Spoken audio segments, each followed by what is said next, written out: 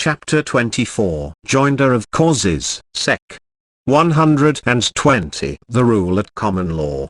At common law, where the plaintiff had several distinct causes of action, he was allowed to pursue them cumulatively in the same original writ, subject to certain rules as to joinder of such demands as were of similar quality or character. At common law, the right to join actions depended chiefly upon the form of the action rather than the subject matter of the cause. And as forms are abolished under the Code, the right of joinder depends not upon the form but upon the subject matter.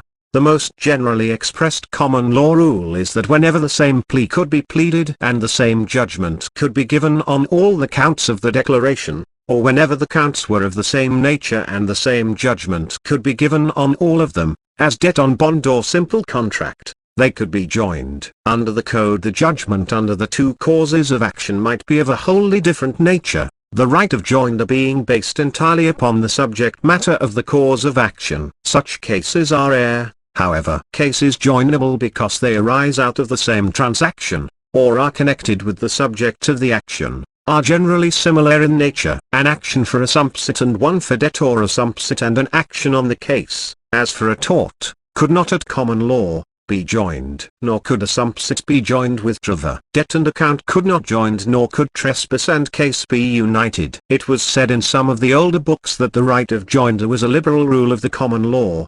But when it is remembered that the common law rule of joinder, that where there or not two causes of action were of the same nature, and the same judgment could be rendered therein, depended upon a peculiar form of the action, it is readily apparent that there was great inconvenience and disadvantage in the common law doctrine. The rule was that in personal actions, causes of action of the same nature, that is, being all ex contractu, or all ex delicto, may be joined in the same action, provided, however, the same plea may be pleaded, and the same judgment may be given on all the counts in the declaration. A count on warranty on the sale of a horse, and a count in a sumpsit, could be joined. So could an action on a cause for slander and for malicious prosecution be joined. In a sumpsit as many counts could be joined as the plaintiff had causes of action upon an express or implied simple contract or upon a quasi-contract. Debt on bond, on statute or on a simple contract could all be joined in one action. So could several distinct trespasses be joined,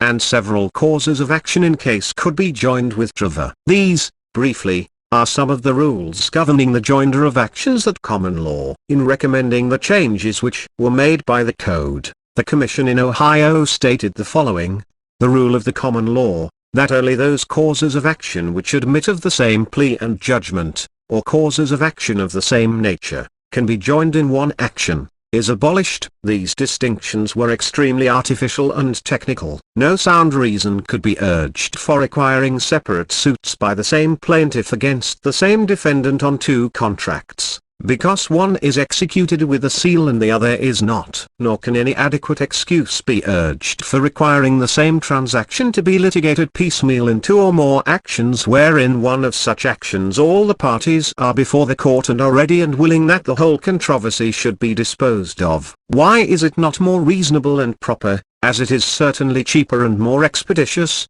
to require the whole subject to be adjudicated and complete justice done to all the parties in one action? Except only in cases where several causes of action arose out of the same transaction, some of which may sound in tort, and some in contract, it is not permitted by the Code that actions ex contractu and actions ex delicto shall be joined. It may be objected that, by opening the door to the introduction of so many causes of action in a single complaint, confusion may be produced upon the trial, but the same objection might be urged to the old system, for several distinct causes of action might formally be joined in the same action.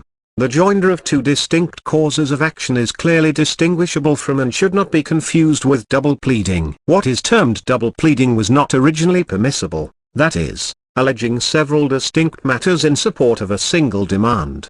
The object of the rule was to establish a single issue upon a single subject of claim, but several matters will not operate to make a pleading double, that together constitute one connected proposition or entire point. The effect of the rule against double pleading was evaded by another rule which permitted several counts, which in fact constituted several causes of action which could be united in one original writ. The practice which grew up of permitting several counts or grounds to be stated in a declaration was first designed for distinct causes of action, and was not to be applied in the statement of a single demand. Finally, however, it was pursued to such an extent in the statement of a single cause that it amounted to an evasion of the rule against duplicity, because the counts would really relate to a single cause of action and amounted to so many different forms of propounding the same cause of action. It, therefore, became common practice at common law to present in fictitious form the facts constituting but a single cause of action. Early in Ohio and some other states,